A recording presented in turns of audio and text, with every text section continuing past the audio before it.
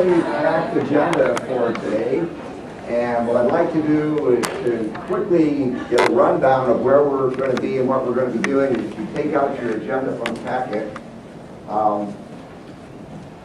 there's a few changes that we have made, and Glenn can correct me if I get the changes wrong. We're going to be doing the overview on reflection between now and 9:30. Pinsker and I are going to be talking about that.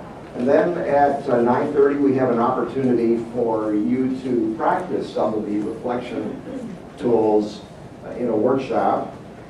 And then we're going to break. And we're going to break up into our small groups starting at 10:15. One on adaptive leadership, which is in room 151. The second one on leading change, which is here in room 306. And the third one on problem statement presentations, which is in room 136. And the fourth one, keeping on track, tracking what you keep, in room 139. Everything is in this building. So maybe a little bit to wander up and down the elevators. You can use the stairs. They're kind of outside around the corner there. Now it says here that at 12 we're going to walk together to UIC for lunch. We're not going to do that. The weather has not been predictable enough that we're going to risk having you outside in a tent with the expectation of torrential rain and 60-mile-an-hour winds. So we're going to stay here for lunch.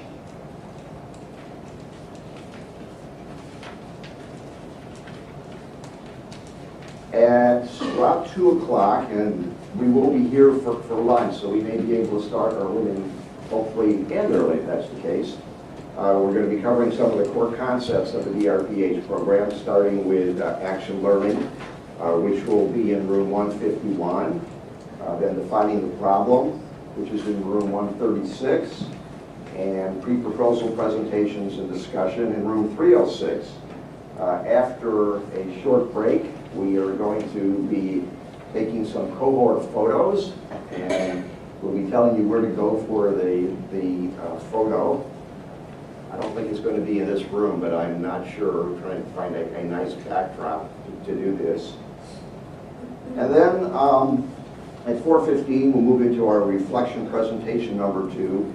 And you can see in the agenda the focus of that reflection presentation. And then at 4, we're going to be going over for the UIC reception, or walking over after the reflection presentation, since we won't get done until 5 o'clock, so we'll catch the last hour of the UIC presentation. And that's optional, by the way. And then finally, dinner on your own in cohort groups, or however you want to do that. There's a list of restaurants put together by an expert in the packet. And she will vouch behind all of them. And that will bring the day to a close. Questions, comments?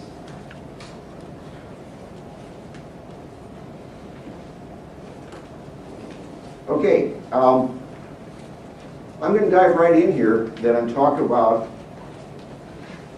our topic for this morning. So just one thing, if you guys are wondering about which breakouts you're going to, there is a document in your folder that is our best guess estimate of which breakout session you should go to. So just check that document and you'll see where you should be going for the morning breakout and the afternoon breakout. Yeah, right, yeah, thank you.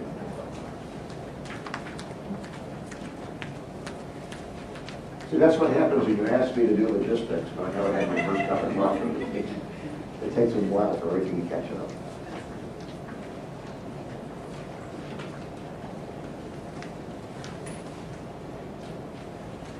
Okay, we're going to be talking in the next 40 minutes or so about systematic reflection.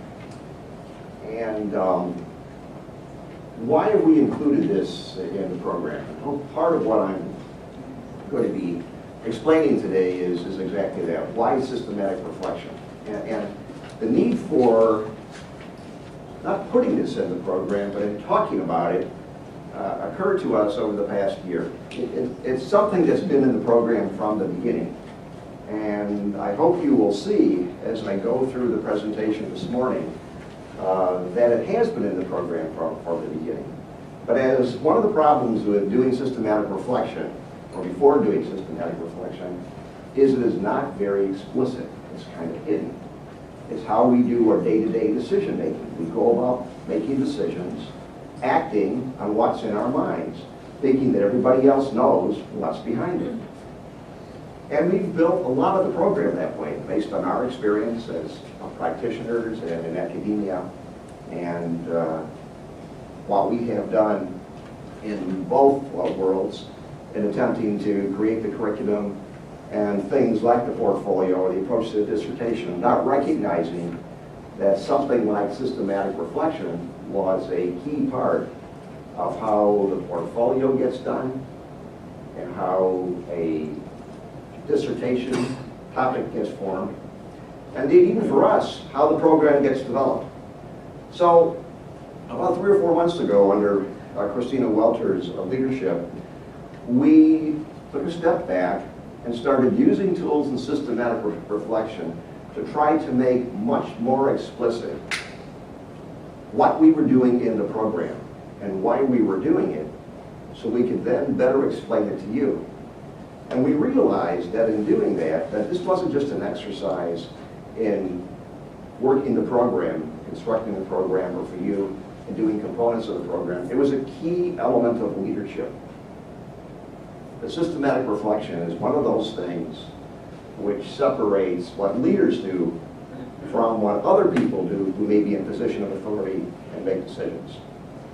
So what I'd like to do is to explore that a bit and hopefully give you an explanation as to how systematic reflection works. And then Eva's going to join me towards the end of the presentation and talk about the use of a particular tool so that you have a more concrete sense of how you can use systematic reflection. And then we're going to take that into our workshop, and you're going to get a chance to apply it with a problem.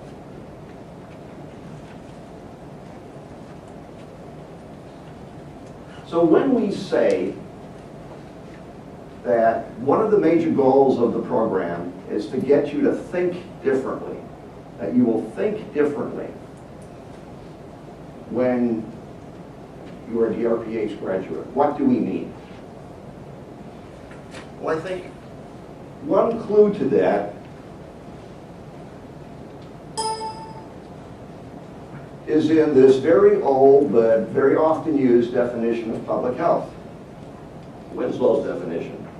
Public health is the art and science of preserving disease, prolonging life, and promoting health through the organized efforts and informed choices of society, organizations, public and private communities, and individuals. Probably the oldest and most commonly used definition of public health. But when you look at a definition, what do you focus on?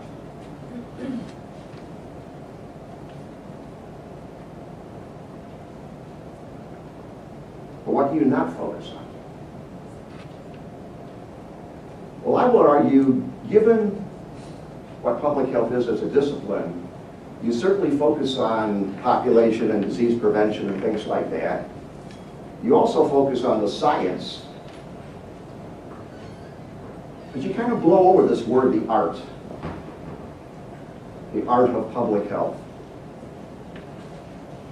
And arguably, public health practice combines the art and the science. That you can't do practice without that art. Now, you can't do it without the science, but you can't do it without the art. And a lot of what public health has been trying to do for decades is ignore what we would call as the art side of public health.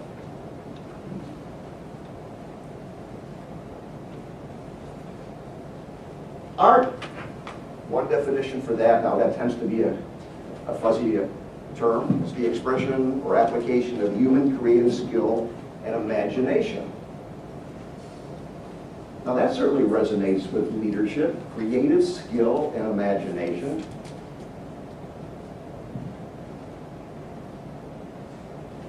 I would argue that the art of public health, and indeed combining the art and the science of public health, And exercising leadership occurs through systematic reflection. That's the overriding purpose of systematic reflection. So what I'd like to cover next hour, half hour or so, these questions. What it is, why is it valuable for leadership, how you can use it effectively, how we feature it in the DrPH program, so you'll know where you apply it, and then what tools do you have available to actually do systematic reflection in the program and in your leadership practice. Let's start with a typical situation. Your organization is facing a problem for which there seems to be no ready solution. As a leader, what do you do? Well, there's a number of choices, typical choices. You can, of course, be the leader in charge and make the decision, take charge, and get others to follow you. Probably the most common notion of what leadership is out there in the world. You could fall back on the science and argue using techniques of science and rationality and figuring out what a solution is and attempt to apply that. Or you can just lead the search for what somebody else has done, which seems to make a lot of sense, and apply that to your problem. Or you can kind of punt it. Let's bring in a consultant. We often did that. Somebody who really is an expert, who really can solve this problem. Or you could say, no, we can solve this problem ourselves. We're just going to get a group of people together and brainstorm. We're going to think about this. And in our collective wisdom, we will come up with a solution. But seldom, in going through any one of these, will a problem solver in a leadership position use systematic reflection. The systematic reflection is absent, by and large, in any one of these approaches, unless it's explicitly there. And for it to be explicitly there, somebody has to put it there. It doesn't just automatically pop up through one of these problem-solving techniques.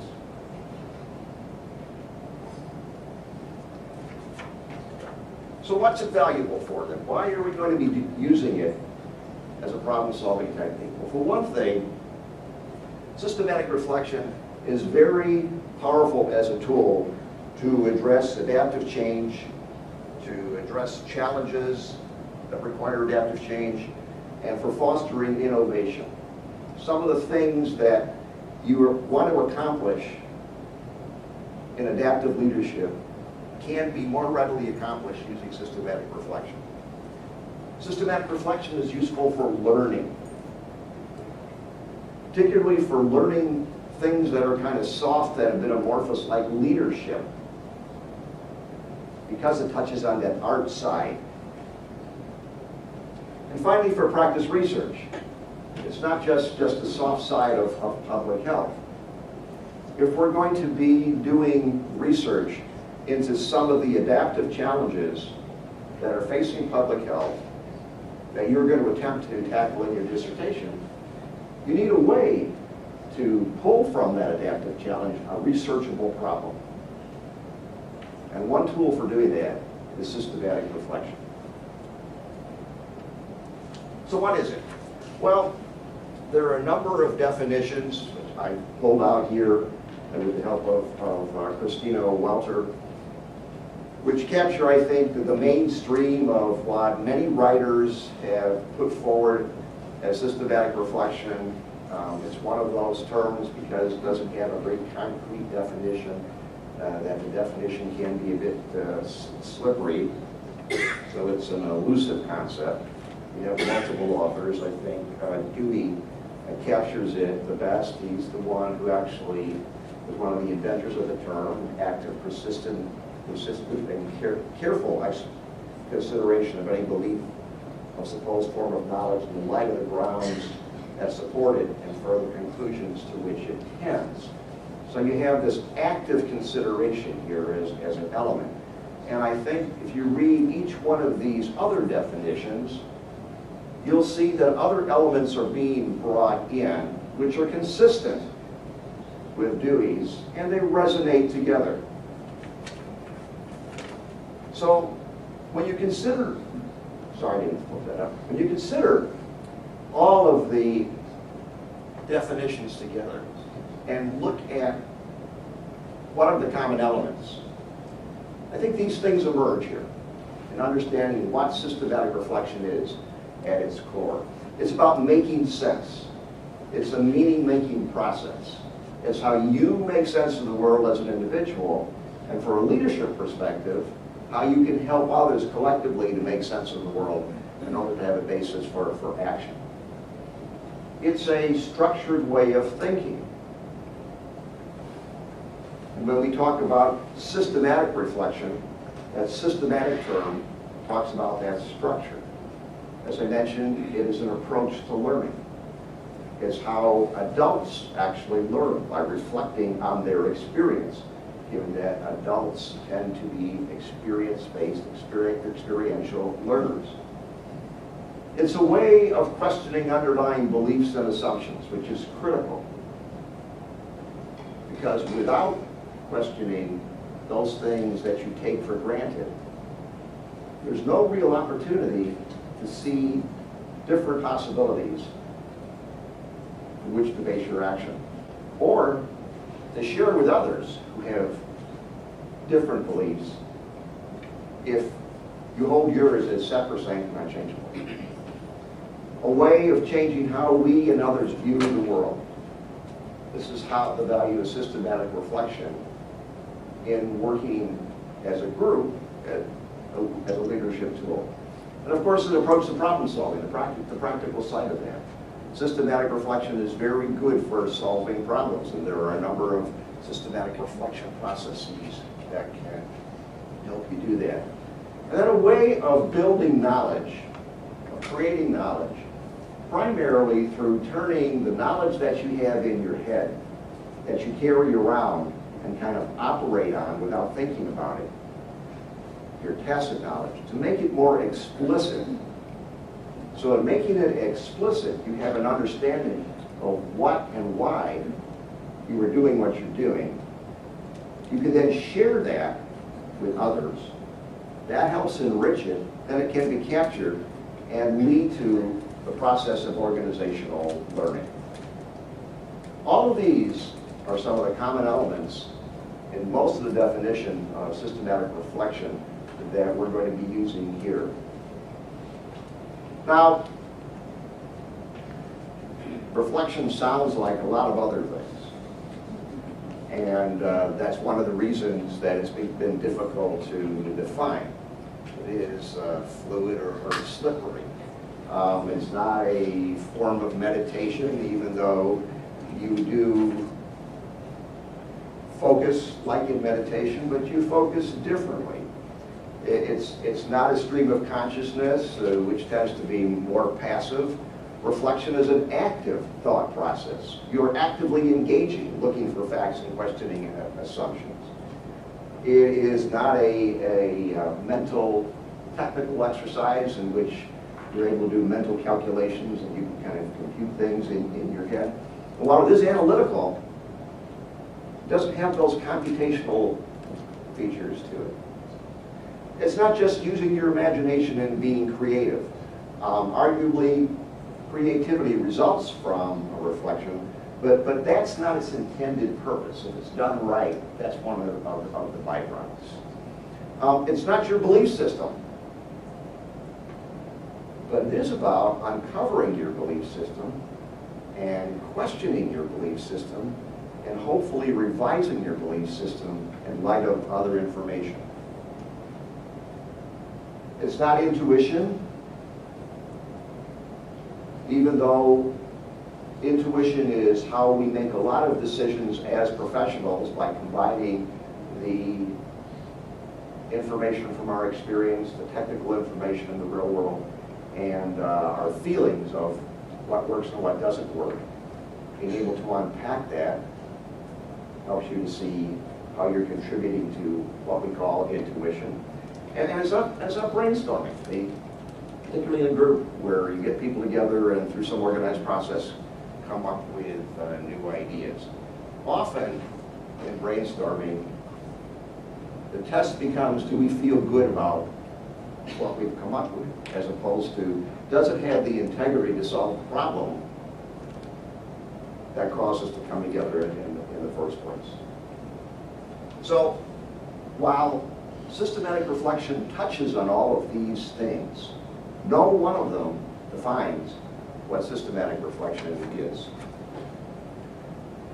So if it's so valuable, then why isn't it more common? Why don't people do it?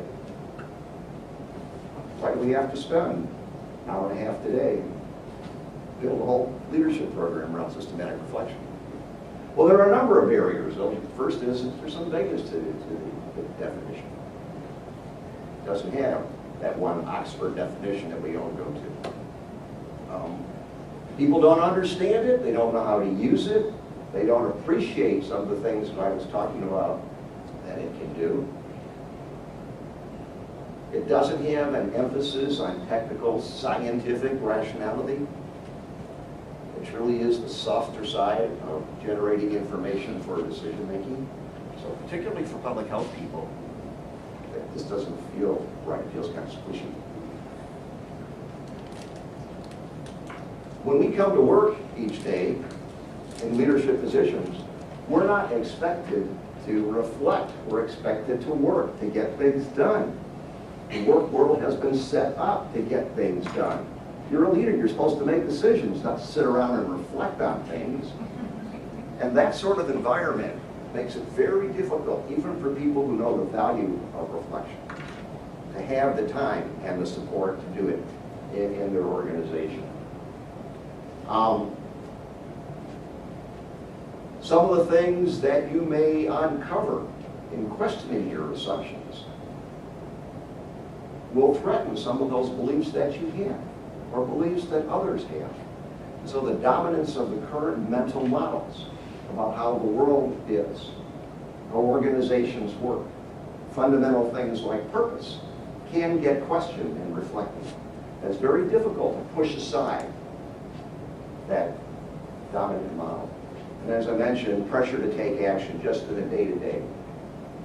You're expected to act. You're not expected to slow down. The slow down is inefficient. So there's a lot, I think, out there in the world of work, in the world of management, and in expectations of leaders, which makes it difficult for you to do systematic reflection unless you are very purposeful in how you approach it and are able to articulate its value and to lead others to practice it as a group problem solving and reflecting your leadership. So, why systematic reflection as an approach to problem solving and building knowledge and leadership? What's some of the thinking underlying that? Well, there are several concepts, if you will, which have come into being in defining why systematic reflection works, kind of the theory underlying systematic reflection. One is that we all learn best from experience, or know best from our experience. We may remember things we learn in a book, but we really internalize things that we have experience with. We also learn more from failures than from successes. Now think about it. You have a success, you move on, hopefully to the next success. You have another success, you continue to move on. You don't stop and say, I wonder what made me good there. What went right?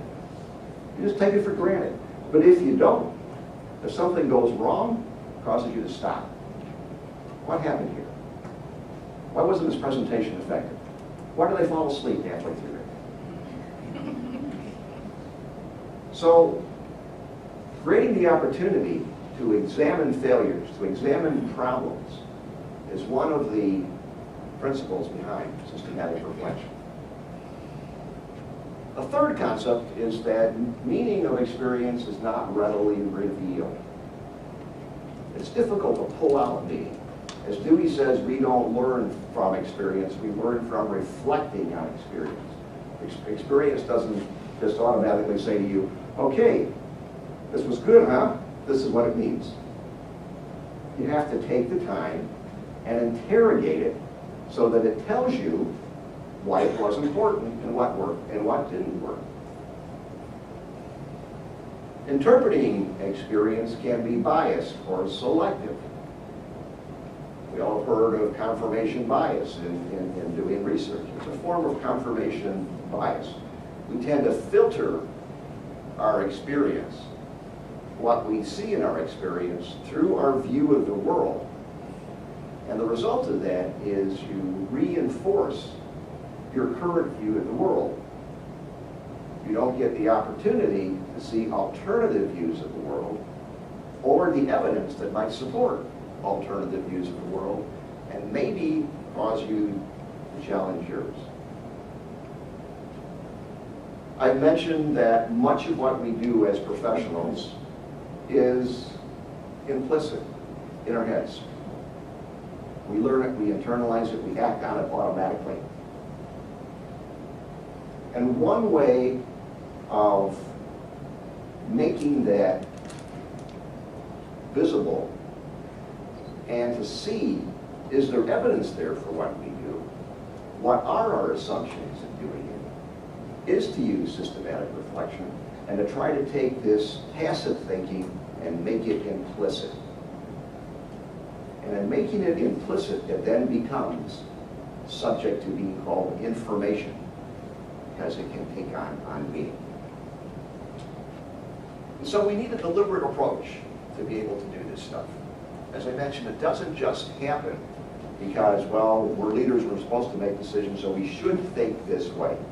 This is not a natural way of thinking, but it is a powerful way of thinking, and it can be a learned way of thinking. And when we talk about, in the program, we want you to think differently, part of what that means is we want you to learn how to effectively use systematic reflection. Now, a way to look at this through this graphic here, which I took out of Sege's book, is the ladder of inference. And it really looks at how we make decisions. And we kind of start here on the bottom, and something happens. We observe. We pull in information. We kind of filter that information based on our feelings about it. We make assumptions about what parts of that information are relevant or valuable. We draw conclusions from that information. We have then beliefs. And then finally we take action.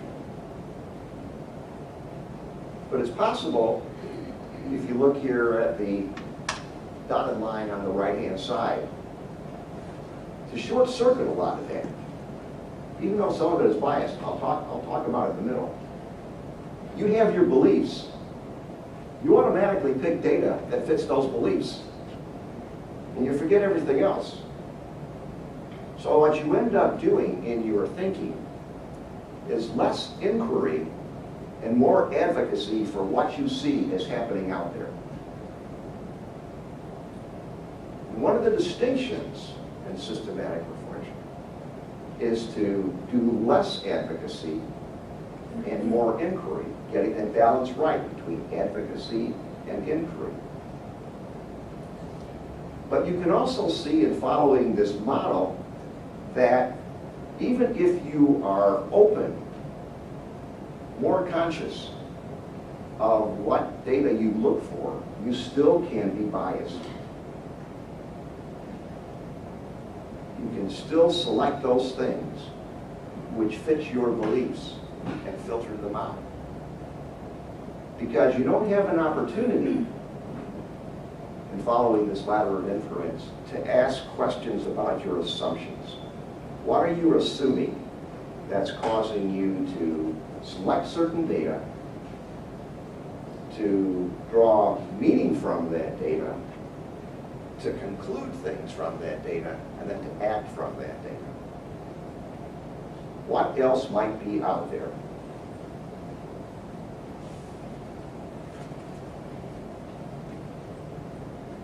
Unless we're able to unpack that and question what happens in each one of those steps, we never really know if we have a reasonable view of the world in order to make decisions, which is important enough as an individual, but it becomes more important when you're in a group. Because everybody does this individually. What they end up doing is coming to the table and arguing for their view of the world. And what some of these group process techniques often do is try to reach a consensus, which they kind of sand off the differences. And what they don't do is to get underneath it and to question the assumptions. So it's the questioning of the assumptions and gathering of evidence for the experience, which are key to doing systematic reflection. That's reflected here in what are those key elements then that you would do, as reflected in the principles and the ladder of influence. Well, one, you focus on your experience. Sharon talks about the need to reflect on and in action. Being thoughtful when you're doing something, but more important, being thoughtful afterwards. Similar to what emergency preparedness people do in after-action reports, which to me is kind of a good example of how this works in a more formal way. Emergency preparedness professionals know that in the flurry of action that occurs in responding, you're not really thinking analytically. You're following a script that you have practiced. Indeed, speed and following the script, following the protocol is most important. But in order to understand what happened, and more importantly, what worked and what didn't work, there has to be a period of reflection. And for them, this after-action process is, even though it's a little bit technical, copy some of the principles of systematic reflection. I mentioned that it's not navel-gazing in meditation, it is a search for evidence. So what you do is you look to your experience for clear evidence of what has happened. The who, the what, the where, the when. It's taking that mental thinking, which is only here, and making it explicit. Being transparent about your thinking. And with evidence, you can do that because you can present the evidence, even though it might be from your perspective of why you think something has happened. It involves questioning assumptions and mental models. The question why is critical to doing systematic reflection. Why at various levels. Talk about types of reflective questions in a minute. But fundamental to systematic reflection is questioning. So you have your evidence, and you've questioned your assumptions, and have come up with other possibilities for how you might view the world. You can go back out and collect then more evidence to see whether or not those views might be valid. And then you can pull it together in connecting the elements around your old mental model, possibilities of new mental models, and of course in doing that, possibilities of change in your mind. Now, systematic reflection as a process doesn't occur while you just sit down one day and you do it. It's not going to become systematic reflection. Examine my experience, and I'm going to come out at the end of this with a deeper understanding of what I did, how I did it, and what I must do differently because I questioned my assumptions, and I realized that they were off in some way. These new assumptions are better. There's a series of stages or levels that you go through in doing systematic reflection. Kind of what one author talks about is the technical, the practical, the critical level. At the technical level, you just want to be able to understand what happened. What are the facts? What are the basic facts? But you won't get those unless you examine them, unless you use your mind's eye to examine an experience and describe it in detail. At the next level, you can ask yourself, why? Why did this occur? And this is where you start bringing in your mental models. Why do I think it occurred? Why do I believe it caused me to look at this particular information? What else might be going on? At the practical level, you question your assumptions and you bring in other possible ways to look at the world. At the third level, critical reflection. So now you're asking, so what, now what? Where do I go with this? What is a new mental model? What changes can I make? And looking at this experience and having seen this experience. So following that path, asking the basic evidence questions, questioning assumptions, and then pulling it together to see where new assumptions, new mental models form is a part of the systematic reflection process. I mentioned we call it systematic because it is deliberate. This is not something that occurs automatically. While it's not a linear process, it is a systematic process that you go through a series of steps in sort of a spiral manner. And finally, it can be done by individuals and by groups. And because it can be done by groups, it makes it a powerful tool for leadership. But it's also powerful for leadership being done by the individual leader because it prepares you to enter the leadership situation by getting you to question some of those things that you take for granted, that you will bring to bear in the situation that may need to be changed for you to be an effective leader.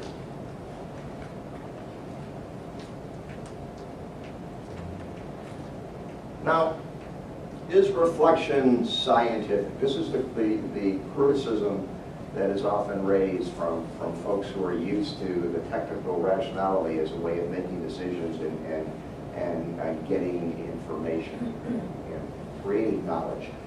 And I would argue that it meets many of the tests that science poses for other techniques that scientists use. Yes, it is grounded in theory. It's definitely rooted in empiricism. It uses hypothesis testing and experimentation. By asking questions, what else might be out there? Are there other assumptions?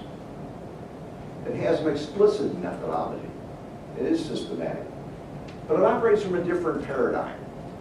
And that's, I think, where most people who like a more classically scientific approach to problem solving have trouble with it. This is definitely rooted in constructivism, which basically says that for the social world, we kind of construct our reality. It's not out there like in the physical reality or the biological world. As human beings, we construct meaning. Organizations are constructed by human beings. Relationships, whether they be formal or informal, are constructed by human beings. But if you look at this definition here that I picked up by Pring of science, I would argue this very much holds the systematic reflection. And as Thomas Kuhn clearly pointed out, the science underneath is just a formalized way of thinking, and there is more than one way of thinking. And I think what we're proposing here in using systematic reflection, that there is a different way that can be valuable and considered within the realm of scientific thinking, even though it doesn't meet some of the standards that traditional science would hold it up to. Now, as I mentioned, questioning is critical to all phases of reflection. It underlies reflection at the beginning, at the middle, at the end. You're constantly asking questions and using the questions to be able to generate new information, to test your hypothesis, to see if your conclusions are holding together, and to decide what might be the next action that you will take. Questioning is the critical method of what Lewin would call as unfreezing the current situation, of taking a situation which is given and supposedly not subject to question. This is the world, we have to deal with it. And unpacking that and seeing maybe there's something else here that we could be looking at. Another value of questioning is it allows time to consider answers and assumptions. When you ask a question, there's always a gap. There's a gap between the question and the answer. Even if somebody can spot out the answer immediately, it's a short gap. Part of the value of questioning is you want to lengthen that gap. Because in that gap is where systematic reflection can occur. And by asking the right questions, you can lengthen the gap. Questioning also creates tension and uneasiness, particularly if you ask the right questions. If you ask questions that are not answers in themselves, don't presuppose an answer that's already in the back of your mind, you can create an uneasiness, you can create a gap, which becomes then the motivation for change, which makes then systematic reflection and questioning a key tool for driving change. Because if people are kind of uncomfortable, it's like, this is not solved. It gives them a motivation to try to solve it. Which also goes back to the notion that you can learn more from failed experiences than from successful experience.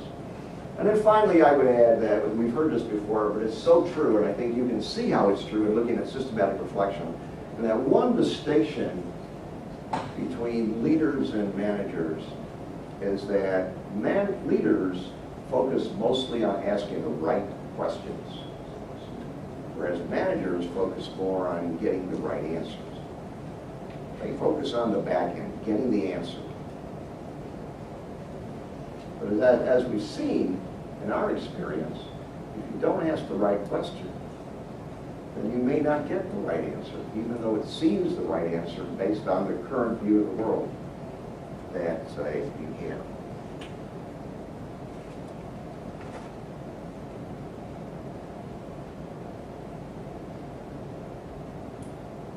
So, what are the right questions? Well, just as reflection occurs in levels, questioning can occur in levels. And different questions unpack different levels. At the evidence level, questions that get at the facts. Who, what, where, when, how. Those are easy questions to ask. Very possible, even for somebody just starting this, to be able to ask those questions and make explicit the facts about a situation. At the next level, at the assumption level, you ask why. What if? Or what if? What else? This starts to get into, okay, this is what I believe, and there may be other beliefs out there, maybe other assumptions. So you have this natural tension between perhaps there's different views of the world. And then finally, the third level of questions are on the line of, well, so what and now what? This is at the critical reflection level.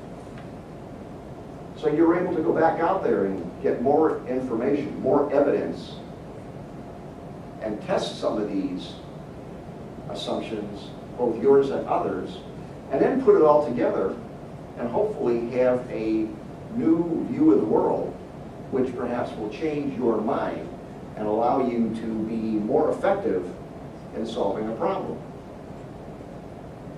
Now, this can happen at the individual level, but it's most powerful at the group level. And that's the group level is where leadership is exercised and having a group go through a process like that so that they can reflect and can reach a different set of conclusions by melding in an integrated way, not a consensus, we're going to sand off the differences way, their differing assumptions. We posted these slides, by the way, so I don't have to copy this stuff. So what are the steps that you would go through in doing systematic reflection? As I mentioned, while it is not linear, being systematic, there are a series of steps that you can take. Considering the experience at the top, which is a naming and a framing. What am I going to look at here? Experiences don't come readily packed saying, look at this, look at this, look at that. It's kind of this amorphous mass of things that have happened. And you have to pull out of it a problem that you're going to focus on. And you do that simply by naming and framing. Then you describe that experience using the facts.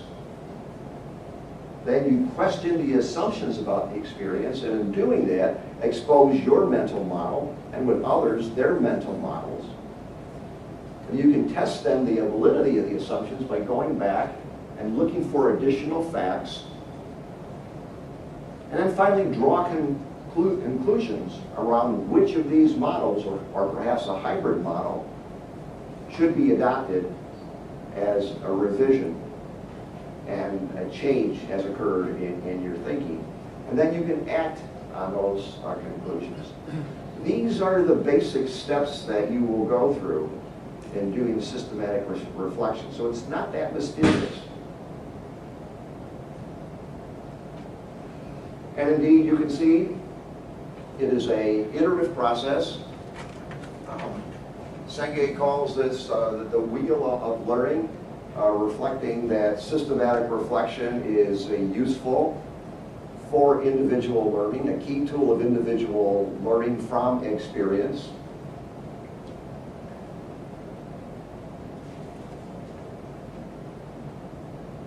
The iterative nature, you can see you move from action, doing, reflecting, connecting, putting the pieces of information together, deciding, acting again, and then reflecting on the result.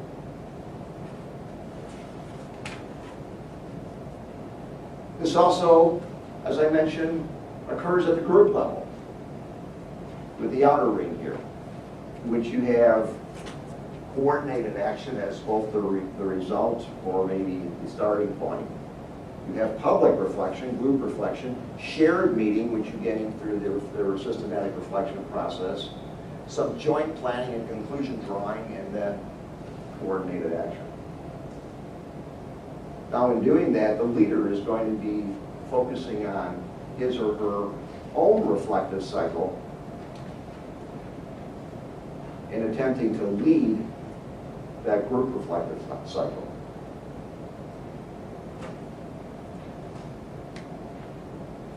Now, for leadership, group reflection is a very valuable tool.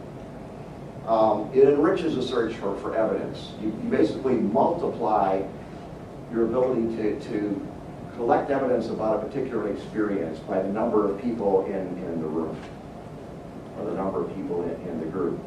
And as I mentioned, while it is very difficult for individuals to question their mental models, their assumptions about the world, when you're working with a group, different assumptions pop out naturally, because everybody thinks something different. So it makes it a quicker way to surface those different mental models. With the different mental models and with the multiple information and different mental models, you can more easily test assumptions in groups. Get a lot more data, get a lot more choices. And then, by all looking at this together, you can create this shared understanding as a basis for action, which I would argue is more powerful in generating commitment than just reaching a consensus. Because if people have a shared understanding of the why and have changed their minds individually, then the common result, the common purpose, becomes more powerful as a motivator for action. And then finally, because this is done by the group, focusing on an organizational problem, it has the real potential of generating knowledge for the organization. It becomes a tool of organizational learning if it's captured and used as an ingredient in systematic reflection in the future.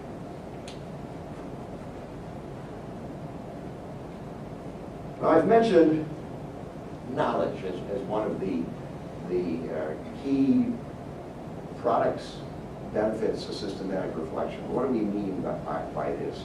Well, the immediate meaning is at the bottom here, this technical rational knowledge, this scientific knowledge, the facts, the things that you can prove exist out there by some rational method. But people don't only think that way, as I mentioned in the ladder of inference. What constitutes knowledge for the individual and for the groups of individuals involves how they experience things and their beliefs, their feelings about things. And these all get combined into what generally is thought of as knowledge. Now, some people, and even some individuals, tend to work more heavily on one side or the other of this triangle. But knowledge being looked at as just a collection of facts, technical, rational facts, information, I think shortchanges the power of knowledge, both to inform decisions and to drive change. Because it is not facts alone which drive change. It's an important ingredient. But unless you bring in that experiential and the emotional and the felt truth, then the knowledge doesn't resonate. It is dismissed by people and organizations, the cultures. And this is important to understand this because we are working in a knowledge area, in which knowledge today is really the commodity that raw materials was 100 years ago. Part of it is the proliferation of information, and part of it is the information technology, the power of information technology, which continues to amaze even folks living through it. And from what we've seen, we're just at the beginning. But as I mentioned, facts and technical information alone are not knowledge. There has to be some process in which you take the facts and add these other ingredients and make them knowledge.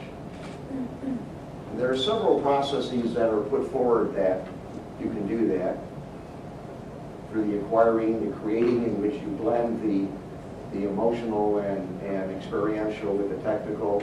The storing, unless you store knowledge, you don't have access to it in the future. Much of what happens in our experience is very fleeting. It's in our minds 1 minute and go on to the next. Same with knowledge. And then most importantly, transferring. For knowledge management to work in an organization as a way to inform decisions and drive change, it has to be used. And for it to be used, people need to be able to draw on. So I think it's safe to conclude, and especially in public health, given the emphasis that public health places on information, that knowledge is going to be a key success factor. That organizations that are able to manage and use knowledge are going to have a real advantage. And systematic reflection is one way to create knowledge and to use knowledge to drive change and address some of the adaptive challenges that organizations face. I would also say, though, that knowledge is not something that is resonant in the minds of experts or exists at the top of the organization for them to make decisions. Knowledge exists throughout an organization. Because going back to that triangle, everybody has experience. Even if that experience is not technically verifiable, they have that experience. Or they have intuition about what works and what doesn't work, based on what they've done, which has an experience quality to it, but they haven't been surfaced it yet. They just kind of know. So being able to tap that within the organization is a way of making the organization a learning organization and using knowledge management as a tool for doing that. I talked a little bit about reflection as a leadership process, because leadership is key to make reflection work within organizations. And one of the key reasons for that is learning is a key capacity to navigate today's environment. If using knowledge management is a strategy for dealing with some of the turbulence that organizations face, including public health organizations, somebody needs to be able to lead the organizational learning process. But as I mentioned, because information exists throughout the organization and needs to be tapped throughout the organization, leadership then becomes an emergent process.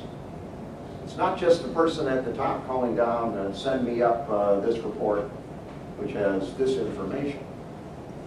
Leadership can emerge in multiple levels of an organization. And this emergent leadership depends on having people who realize that leadership is an emergent, not an authority-based quality, and are prepared then to lead within their organizations, regardless of their positions on the organizational chart, to be able to use tools of systematic reflection, build knowledge, and solve problems so the organization can change and be effective in this environment. And because systematic reflection is based on constructivism as a paradigm for how the world is understood, it is up to leaders to help then followers to define the reality. And that's done partially through visioning, a key leadership skill. And as we can see, systematic reflection resonates with a number of other skills that we have built into the program that leaders need to know to be effective as adaptive leaders.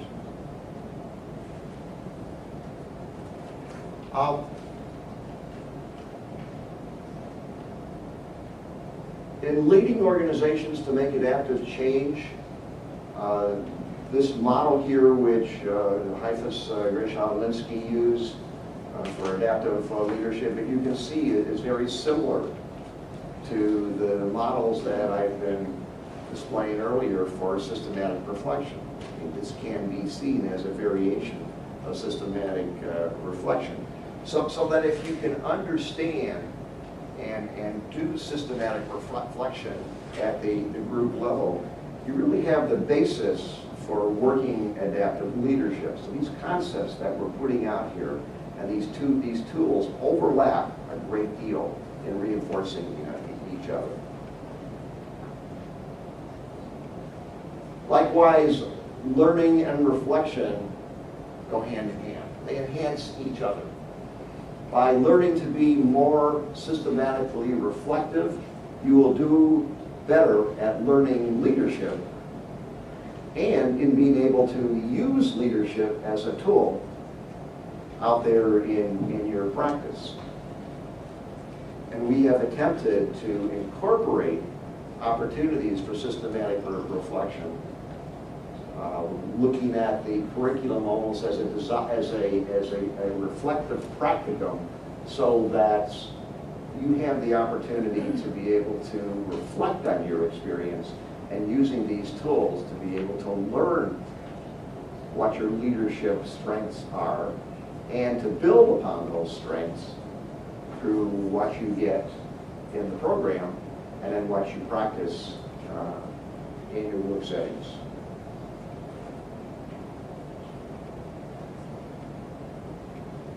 I think another reason that systematic reflection is accessible is that there are a number of tools that can be used to follow the process and the steps that I have outlined to do systematic reflection. You don't have to resort to navel gazing. Tools on the left here tend to be those things that you would use to be more reflective as an individual. And we have attempted to emphasize them in the program. Journaling, as an example. Concept mapping, which we're going to talk a bit more detail here in a few minutes.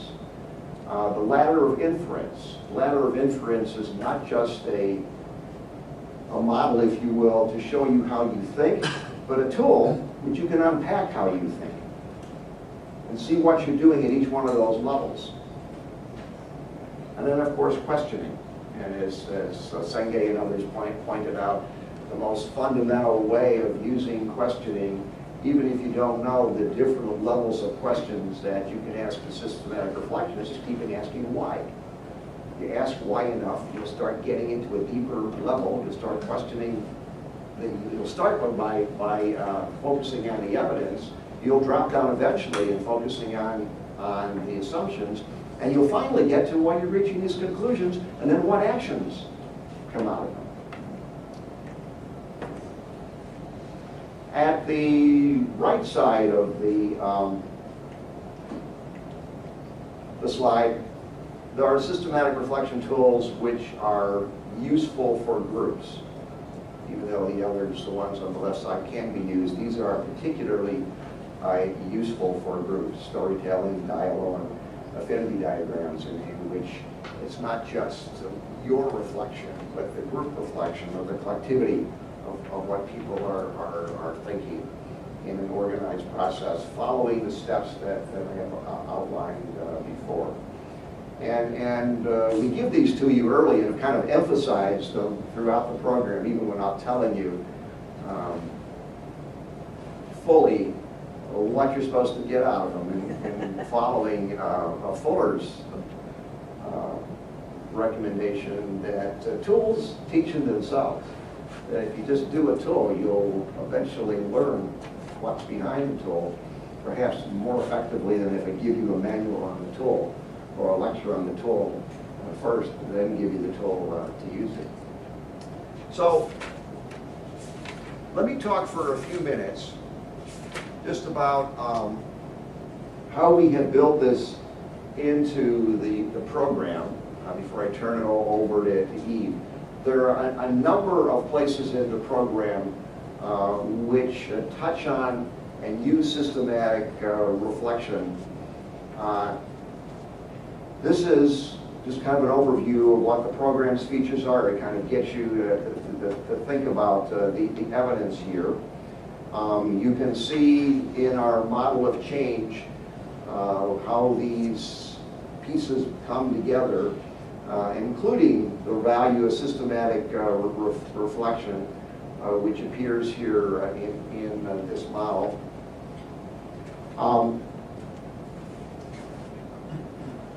I think you can see it directly in the curriculum, in some of the courses in which if you think back, reflect back, you'll recognize you've applied some of these things, without talking about systematic reflection in a number of the courses. And I think it's most important in concluding here in two aspects of the program, and that's in the portfolio, doing the portfolio, and in the dissertation.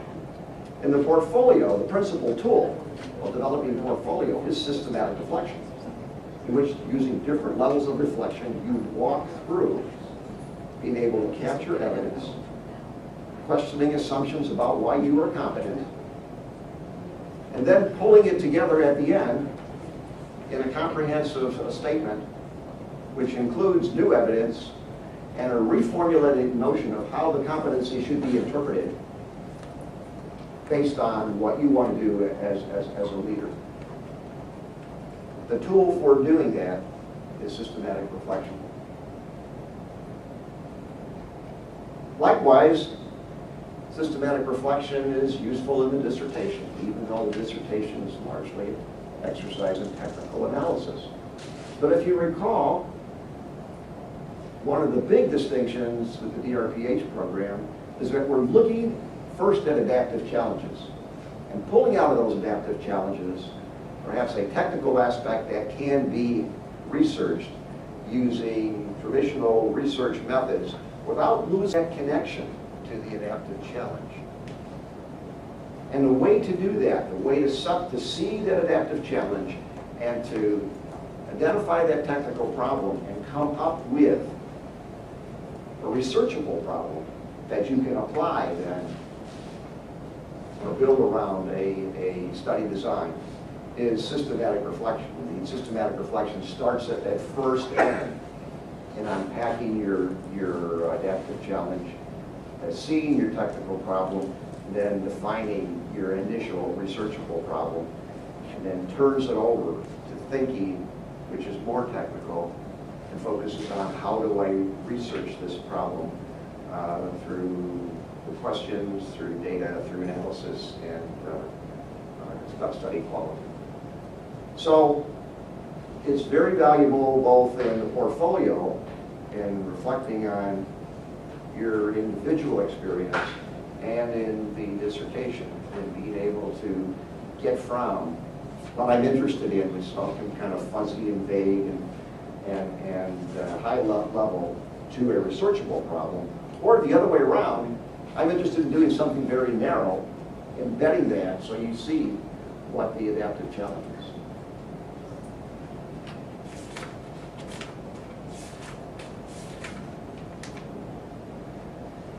I'm going to end here with a quote, kind of coming back to the start of this presentation. Why we need to bring in a focus on the art of public health in addition to the science of public health. And this quote comes from Ashern's Educating the Reflective Practitioner, one of the seminal writers on the use of systematic reflection for professional development and for learning. And I think points he makes here that the problems that we face that are both most important to the health of our population and which energize us are not narrow technical problems. They are very messy problems which require that we use different methods which have different standards of rigor and indeed bring in the art of public health. So with that, I'm going to turn it over to Eve and kind of welcome you to the swamp of public health practice.